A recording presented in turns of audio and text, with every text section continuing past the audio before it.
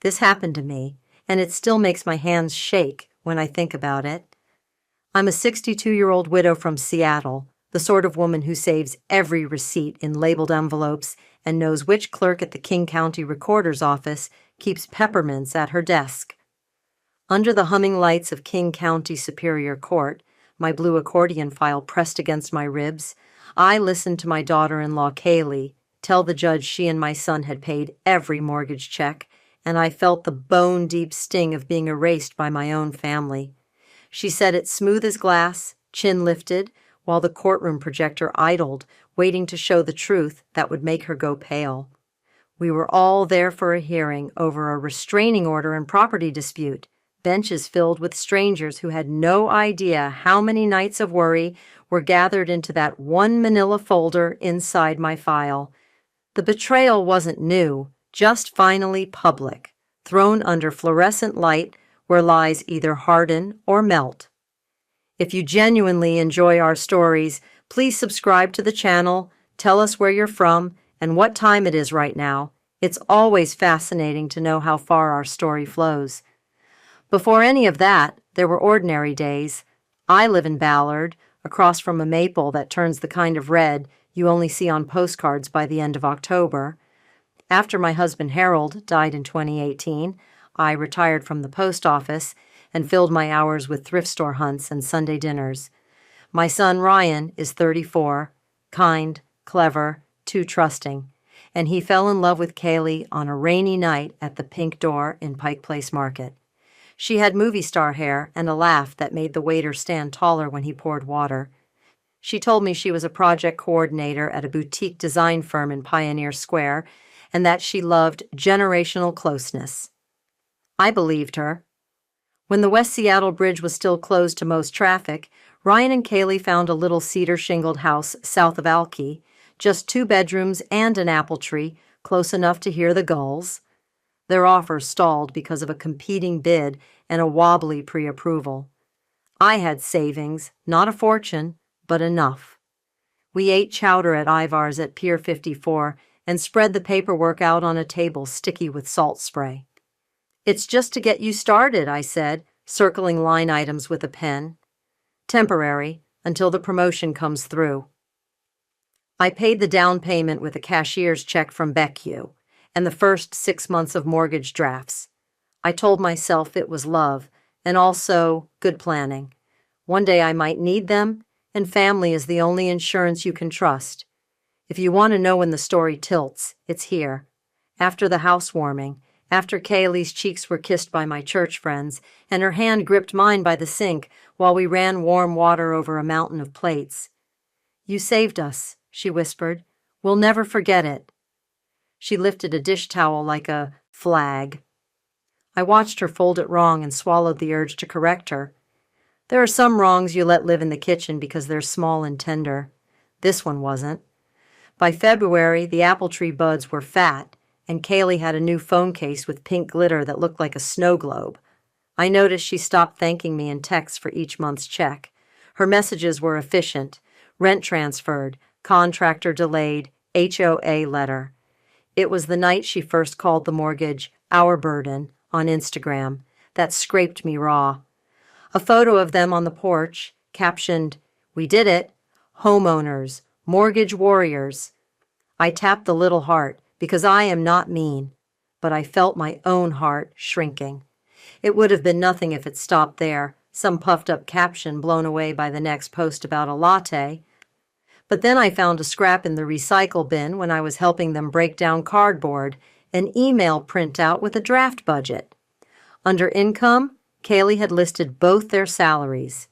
Under mortgage, in tidy handwriting, she'd written, "Paid by us." I told myself it was harmless, just pride. I told myself it didn't matter who wrote the checks, so long as the roof stayed over their heads and they were building a life.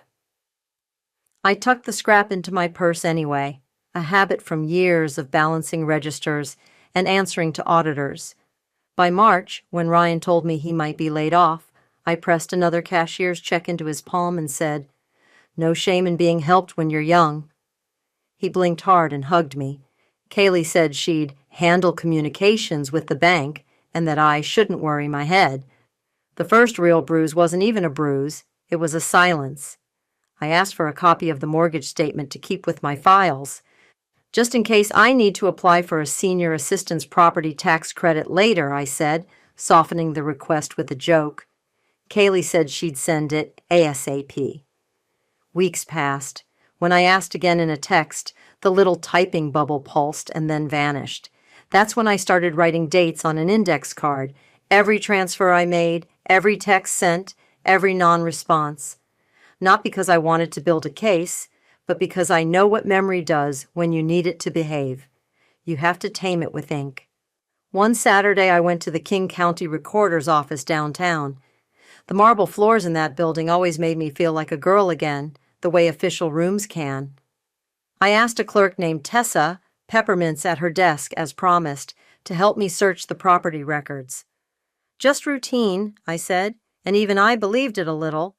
She tilted the monitor and scrolled with that rapid confidence of someone who lives in systems. Deed, mortgage, HOA liens, normal, she said. Anything else? I shook my head, thanked her, and rode the elevator down with a man who smelled like tobacco in winter. Outside, the wind off Elliott Bay cut through my coat. I thought about stopping at Mabel's BBQ for a sandwich, but my appetite had shrunk to a knot. I didn't know that while I was clutching my blue file to my chest on the sidewalk, Kaylee was at a wine bar in Capitol Hill, telling her friends we were clingy and that she didn't believe in strings. I learned that later from a screenshot someone sent me after all of this blew up. At the time, ignorance was a kind of shelter. The thin plastic over a greenhouse, keeping frost away while something dangerous took root. The real crack came on my birthday. Ryan called to say happy birthday and that they were slammed. Kaylee texted a balloon emoji. I sat alone at the Fat Hen in Ballard, my fork clinking against a plate I couldn't bring myself to finish, and made a wish I couldn't say out loud, please let me be wrong about what that silence means. When I got home, there was a letter in my mailbox from their bank addressed to current resident. It thanked me for my continued business and offered me a credit card for homeowners. I opened it at my kitchen counter, poring over the fine print, and noticed an address change confirmation inside, my address listed as theirs. My hands went cold. Who updates a bank with your address without asking you why you need the mail sent there? The next morning, I walked to Starbucks on NW Market Street to think. I put the letter on the table, smoothed the creases, and realized my name had been added as an authorized party for information only. Someone had used my data and my money and was now shaping how the bank saw me. I stared at the sentence until the letters rearranged themselves into a threat. I pocketed the letter, left my coffee half full, and went home to the envelopes. I pulled out every receipt, every cashier's check stub, and spread them across the dining room like a crime scene. In the quiet of my house, the paper rustled like leaves, and there in the wind of it, I knew the first lie. It wasn't pride, it was a rewrite of history with me edited out. That night, when I opened my laptop and clicked through old messages, I hit a thread where Kaylee had typed, almost as an aside, "We'll start paying you back once we stabilize. Until then, we're claiming the mortgage for our credit health." My breath snagged, claiming the mortgage. I scrolled up to the early days. Thank you for covering March, Lydia. Couldn't do this without you. And then down to the present where my name had vanished from her sentences. I copied screenshots into a folder labeled Apple Tree. And when I looked out the window, the branches were still bare, like they were waiting to bloom until someone told the truth. I was the only person who could. But first, I needed proof that would stand in a room with a judge and not wobble. Proof that would make a woman like Kaylee stop smiling. I began by being small and observant, the way you are when you count money in a back room and listen to the front doorbell. I went with Ryan to Home Depot and paid for the water heater with my card. I kept the receipt in a Ziploc bag so the ink wouldn't fade.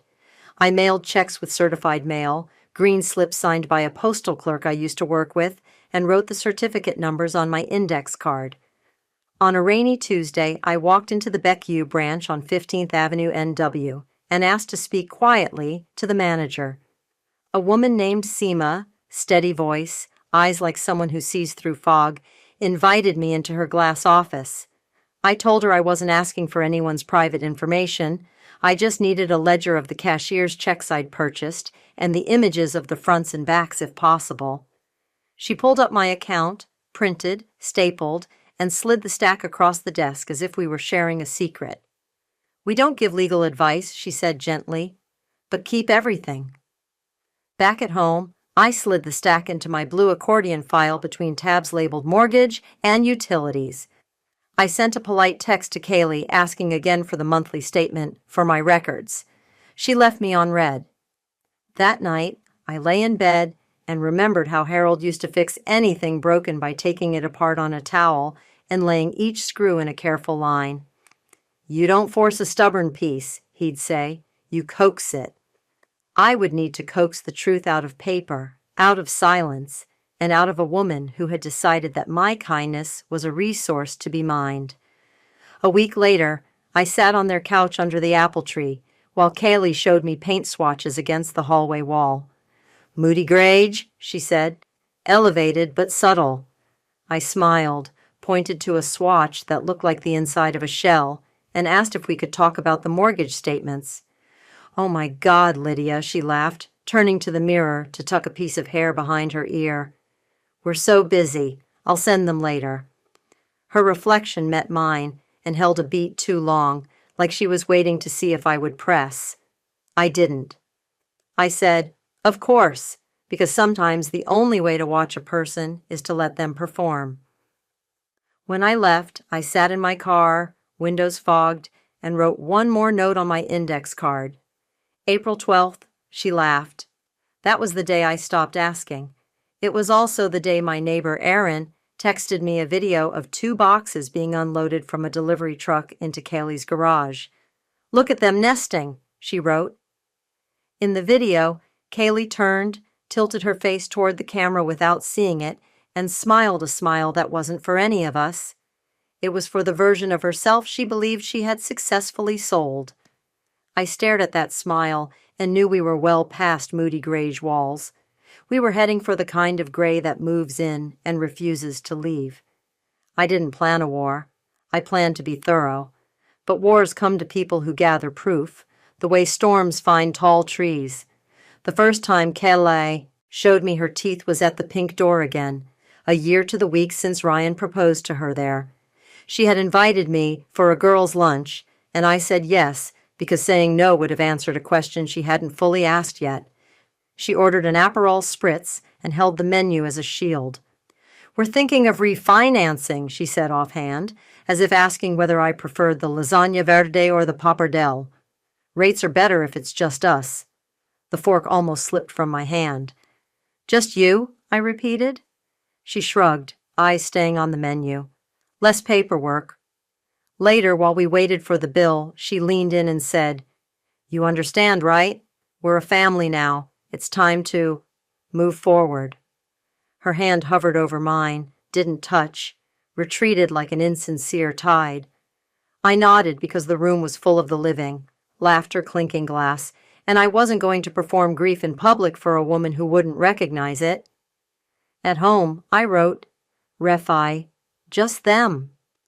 A month later, a man in a navy suit slid a paper under my door. It was an eviction notice for the basement studio I had been using to store furniture while my house was being fumigated for carpenter ants. I had told them, and they had allowed it. "Use it as long as you need, Mom," Ryan said.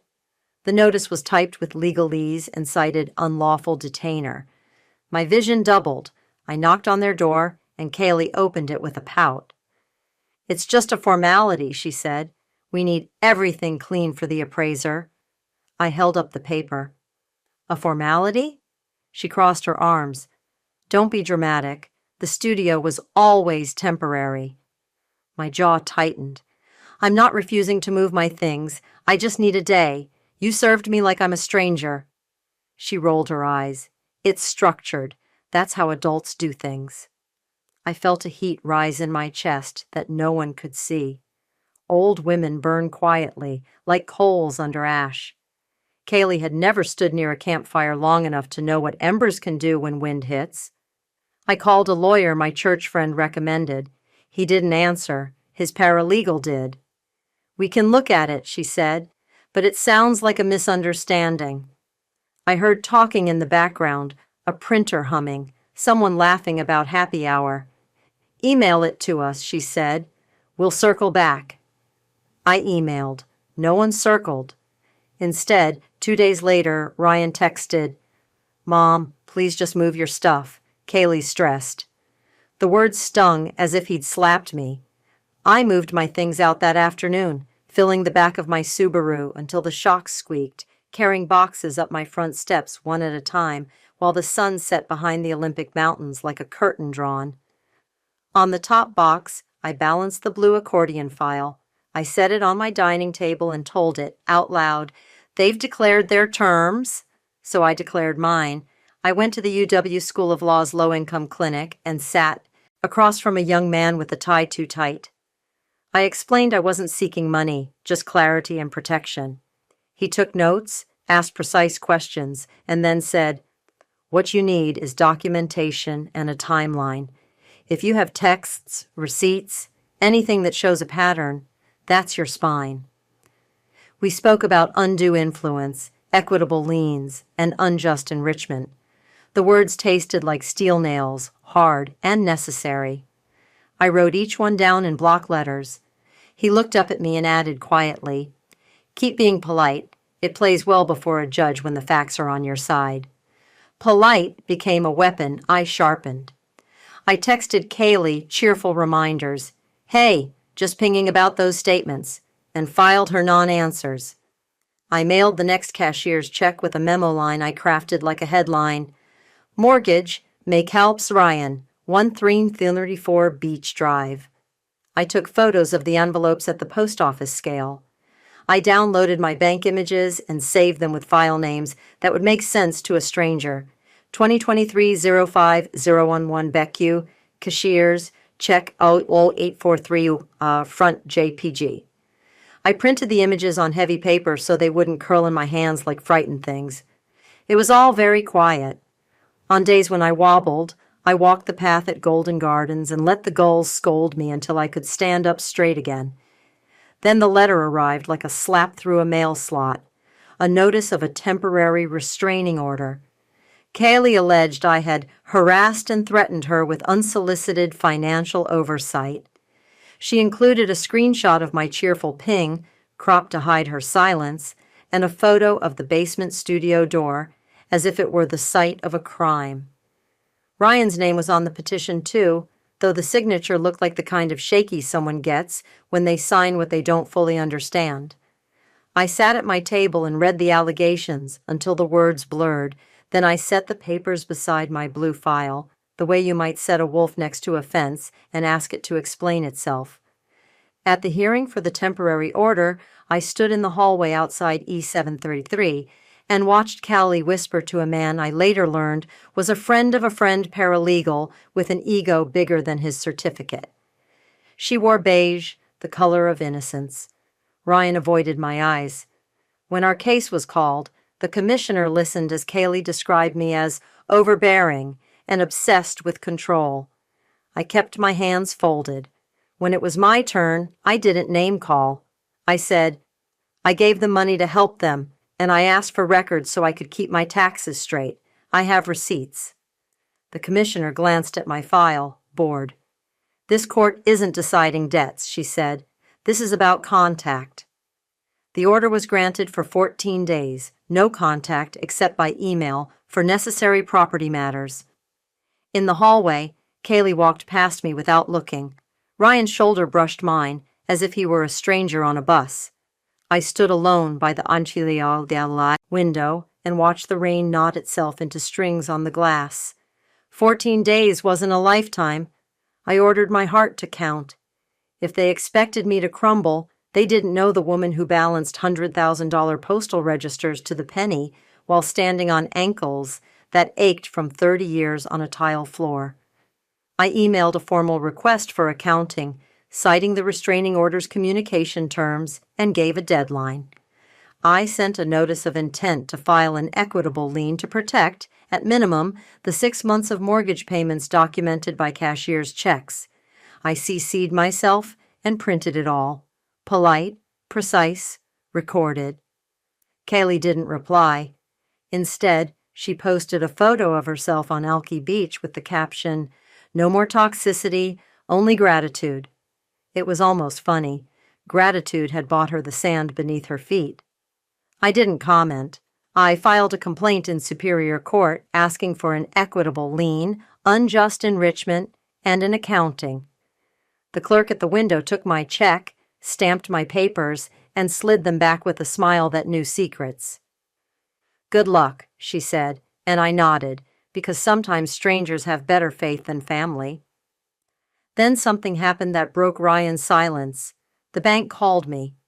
A woman from customer service said there was a refinance application pending verification and asked if I could confirm my mailing address for notices related to my borrower account. My borrower account. "I'm not the borrower," I said. She sounded genuinely confused. "You're listed as the primary for contact." I hung up, shook, and wrote down every word. When I emailed Kaylee, she replied for the first time in weeks. "Stop inserting yourself. This is our family. You're lucky we included you at all." The sentence pulsed in my head like a bruise. Lucky. I walked my neighborhood in the rain until my hair was plastered to my scalp and my socks were wet, and I couldn't tell where the outside cold ended and the inside cold began. When I got home, an email waited from Ryan.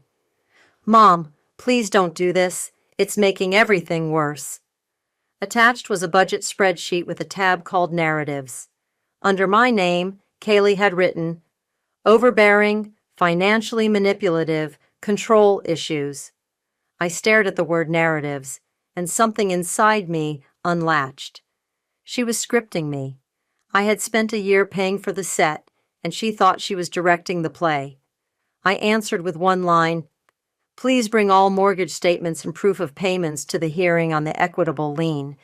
Then I went to my scanner and fed in the cashier's check images one by one until their digital twins lived in a folder called Evidence. As the machine hummed, the apple blossoms finally opened outside, white as mercy and just as indifferent. On the morning we had to produce documents, Kaylee arrived empty-handed but smug. "We've already provided what's necessary," she told the clerk. I placed my blue accordion file on the counter and said, "Here are the receipts for every month I paid. Bank issued, with image copies of endorsements." The clerk raised an eyebrow. Kaylee's eyes flicked to the thick stack, then away. Later in the elevator, she said, low, "You think paper saves you? People believe me." I met her gaze and shook my head. "Paper saves the truth from people's opinions." She smirked, but a crack appeared at the corner of her mouth. It was small. It was enough. The first deposition was in a conference room on 2nd Avenue with a view of the ferry pulling away to Bainbridge. The opposing lawyer, one of those discount litigators with a loud tie and louder sighs, asked me why I was so invested. I smiled, because I was invested. He barked a laugh he wanted to sound like a victory. I slid a receipt across the table, then another, then another. "These are bank issued. This is my handwriting on each memo line." He flipped them like playing cards, trying to find a joker that wasn't there. "Isn't it true you intended these as gifts?" "No," I said. "They were advances to keep a roof over my son's head during instability, with the expectation of reimbursement or security, confirmed in texts." He raised his eyebrows as if the word security was cute coming from an old woman. I slid the printout of the text where Kaylee wrote, "We'll start paying you back once we stabilize." He deflated by half an inch. Kaylee's deposition came later. She wore a cream blazer and a necklace that looked like a collar of tiny moons. When asked for proof of her payments, she said, "We paid cash sometimes." The court reporter's keys clicked like rain. "Do you have records?" No. Do you have bank statements? They're private, the lawyer asked again, and she crossed her arms like a teenager. We don't keep receipts for gratitude. I watched the court reporter pause, look up, then keep typing, as if even she needed a second to swallow that line. In discovery, we pulled her Instagram posts where she bragged about crushing the mortgage. We pulled screenshots of her telling a friend in a DM, I can't wait to get his mom off our back.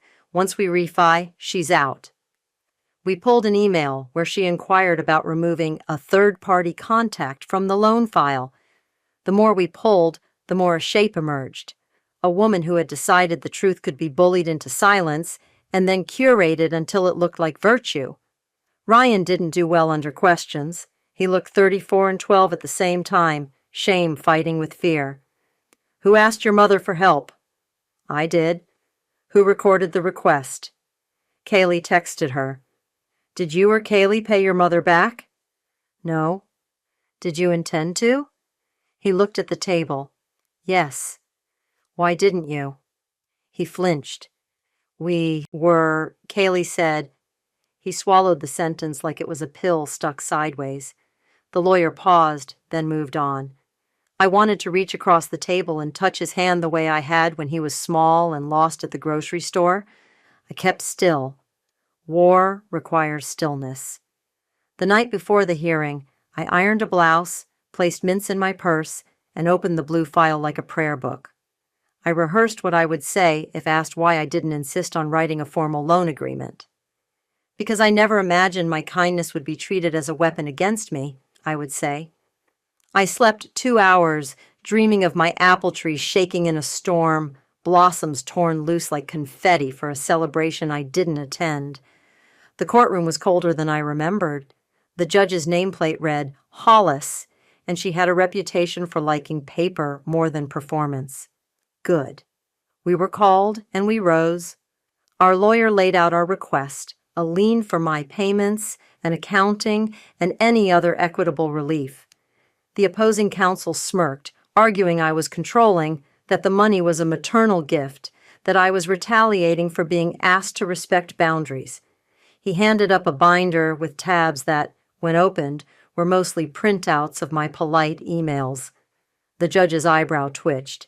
Then came the question that pins this whole story to the board like a butterfly. Judge Hollis leaned forward and asked, Who paid the mortgage? The room stilled as if someone had switched off the building's lungs. Kaylee lifted her chin. We did. Our lawyer nodded to me. I stood, moved to the witness computer, and loaded a flash drive labeled Apple Tree Exhibits. The projector shook itself awake. On the screen, the first cashier's check bloomed, my name, the bank seal, the memo line, the date. Then the back, with the endorsement stamp from their lender. Another image, another month, another. The dates lined up like soldiers. The last slide was the text from Kaylee.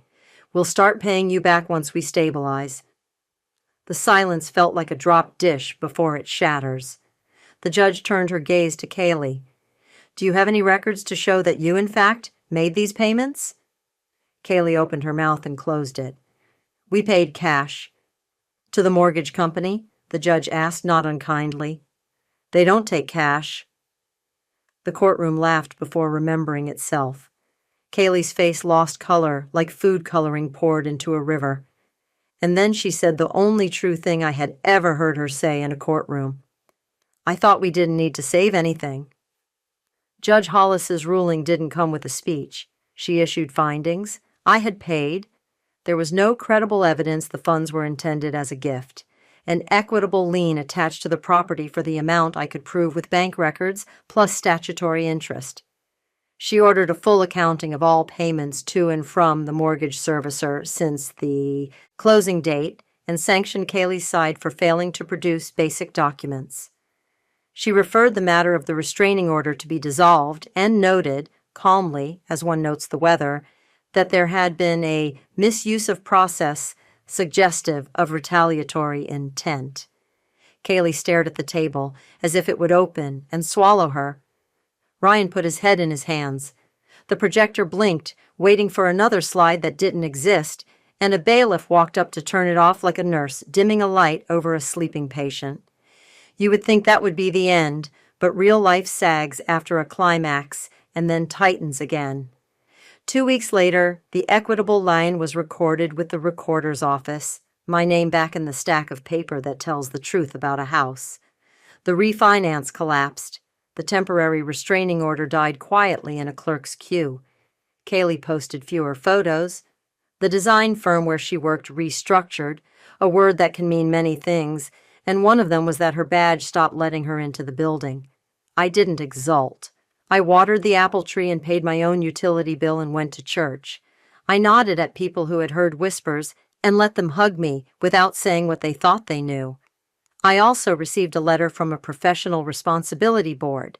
The paralegal friend of a friend had reported that someone had misrepresented financial documents during a domestic case, and though it wasn't a formal complaint yet, it was enough to make someone nervous about their reputation. Ryan called me and asked if we could sit by the water. We met on a bench at Golden Gardens, gulls making guttural commentary on the human condition, while a ferry moved across the gray like a determined thought. He cried in hiccups and said he was sorry and that he'd let someone narrate his life out loud until he couldn't hear his own voice. I touched his arm and told him what my mother once told me. When someone insists on telling your story for you, take the pen back. Don't stab with it. Write. He nodded. We didn't talk about divorce. That was his to choose. He did say she had moved to a friend's apartment and taken only the clothes she could carry. Later, I heard she was staying with a woman from her book club in Queen Anne, and that she'd gone offline to reset. I turned off my phone and made soup. When the apple tree dropped its first June apples, I baked a pie and left half on Ryan's porch. He texted, "Thank you." And then, later that night, an email arrived titled Accounting. It contained the mortgage statements I had asked for a year ago, the ones with the columns that click into a rhythm if you let your eyes relax, the debits, the credits, the running totals. They matched my receipts. He'd included a line at the bottom, awkwardly formal. Acknowledgement of debt, satisfied by equitable lien, recorded as Instrument No. I printed it and slid it into the blue accordion file behind the court tab. The file sighed, or maybe I did. The house was quiet in that way that makes you aware of your own breathing. I slept without dreams. This is where a different storyteller might say we all learned and grew, that Thanksgiving was fine, and Christmas was cordial, and that time sanded the edges. Time does that, but only to the parts that stick out. It can't smooth what is missing. At church, people asked how Ryan was, and I said, "He's finding his voice." At the grocery store, a woman I barely knew said, "You must feel so vindicated," and I said, "I feel tired." The strange thing about revenge, if that's even what this was, is that it didn't taste like triumph. It tasted like paper and peppermint and the inside of courthouse elevators. It tasted like the breath I held while waiting to be believed. It tasted like the moment a judge asked a simple question, and the truth had the decency to be simple, too. In August, the apple tree was heavy with fruit I couldn't possibly use alone. I set a box on the porch with a sign, "Take what you need." A woman with a stroller took 2. A teenage boy took a handful and didn't say thank you, which made me laugh out loud for the first time in months. The sky over the Olympics turned pink and then the color of old bruise. I was wiping my counter when my phone buzzed, a number I didn't recognize. It was Kaylee. "Can we talk?" she wrote. I stared at the screen a long time and then typed, "What about?" She wrote, "About making this right." I set the phone on the table and looked out at the apple tree. Making something right is sometimes just telling it straight. Sometimes it's paying what you owe. Sometimes it's saying nothing because your words only bruise the air. I didn't answer that night. I slept, woke, and baked another pie. A month later, a check arrived from a law office I hadn't heard of, Kaylee's attorney, in a separate matter. The memo line read, partial satisfaction of lean. The amount wasn't everything, but it was a start. I deposited it, logged the entry in a new notebook I bought just for future quiet victories, and took a walk down to the locks where the fish ladder clatters with life you can't see until it heaves itself, shining, into the visible world. A little boy pressed his face to the glass and squealed when a salmon muscled past. His mother laughed. People kept moving. Water kept rising and falling whether anyone watched. I wish I could say I felt safe forever after that, but people who have been rewritten once always keep one pen in their pocket. When the rain returned, I pulled sweaters out of storage and found a receipt tucked in a cuff. Home Depot, water heater, paid by me. I held it the way you hold a photograph of someone you love, who is still alive somewhere but not with you. I slid it back into the blue accordion file, even though the case was over. Files don't close. They soften around the truth until it fits your hand. Months later, after the lien was formally satisfied and the clerk stamped the release with a heavy thunk that vibrated through my bones, I caught sight of Kaylee on Pike Street, coming out of a coffee shop. She looked smaller. She saw me and froze. For a heartbeat, I imagined all the speeches a woman like me could make, the brave things about boundaries and respect and repayment of debt you can't count. Instead, I nodded once. She opened her mouth, then closed it, and in that instant, I saw how a lie that has been lit from within by exposure becomes the worst kind of companion, one that follows you silently until you either turn around and name it or start to believe that the shadow it casts is actually you. She turned away. I watched her walk uphill, and it occurred to me that justice isn't a finish line, it's a topography. Sometimes the hardest part is the grade. On the day the last apple fell, the wind shook the tree bare. I raked in a sweater that smelled like cedar, then set the rake against the fence and watched the yard settle into itself. The house exhaled the way wood does when it's ready for winter. Inside, my blue accordion file sat on a shelf between cookbooks, paper thick with the weight of being seen. I boiled water for tea, sat at the table where I had once spread a war's worth of paper, and wrote a single line in my notebook. Never confuse silence with peace. I closed the cover and listened to the heater kick on, the ducks ticking, the small sounds of a house doing its honest work. Somewhere across the city, a woman would be telling a different version of this story to an audience I would never meet. Let her. I don't need anyone else's applause. The judge asked a simple question, and the truth answered, and sometimes that is the only revenge worth keeping. And when I think of that moment, her face draining as the receipts loaded, the judge's pen, the quiet click as the projector warmed the wall, I remember Harold's old lesson from that towel laid out on the workbench. You don't force a stubborn piece, you coax it. Paper was my coaxing. Patience was my pry bar. And the last sound I heard in that courtroom wasn't laughter or anger. It was the soft hum of the projector dimming, like a house settling after the storm, reminding me that trust is the only mortgage you ever really pay, and the only foreclosure you never recover from. The end.